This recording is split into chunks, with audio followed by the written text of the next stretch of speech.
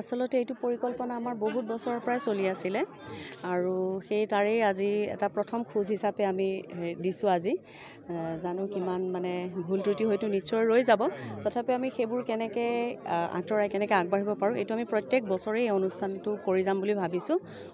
এবাৰ আমি অকল নাট্য অনুষ্ঠান কৰিছোঁ, কিন্তু আমাৰ পৰিকল্পনা ইয়াতকৈ আৰু বহুত বেছি আছে যে আমি অকল নাটক বুলি নহয় আৰু অন্যান্য কি মাধ্যম আমি ইয়াত মানে প্ৰদৰ্শন কৰিব পাৰোঁ। ইয়াৰ ল'ৰা ছোৱালীখিনি বিশেষকৈ যি নৱপ্ৰজন্ম তেওঁলোকক আমি কিমান কথাত ইনভলভ কৰিব পাৰোঁ। ইয়াত আপোনালোকে দেখিছে ছেট লাগি আছে, ছেট ডিজাইন আছে, সেয়া সকলোবোৰ আমাৰ ষ্টুডেণ্টেই কৰা।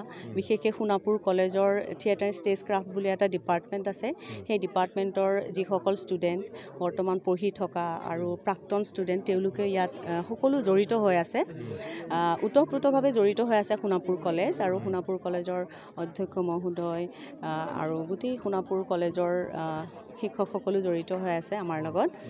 আৰু এইটো আমাৰ ডেংৰালি টাইটছ বুলি আমি নাম দিছোঁ এই অনুষ্ঠানটোৰ, আৰু আপোনালোক সকলো অহাৰ কাৰণে খুব ভাল পাইছোঁ। আৰু ইমান কম সময়তে হঠাতে আমাৰ এই অনুষ্ঠানটো মানে হোৱা যেন হৈছে, আৰু পৰিকল্পনা বহুদিনৰ পৰা কৰি আছিল যদিও বিভিন্ন কাৰণবশতঃ হৈ উঠা নাছিল, কাৰণ গমেই পায় কেনেকুৱা ধৰণৰ পৰিস্থিতি চলি আছে।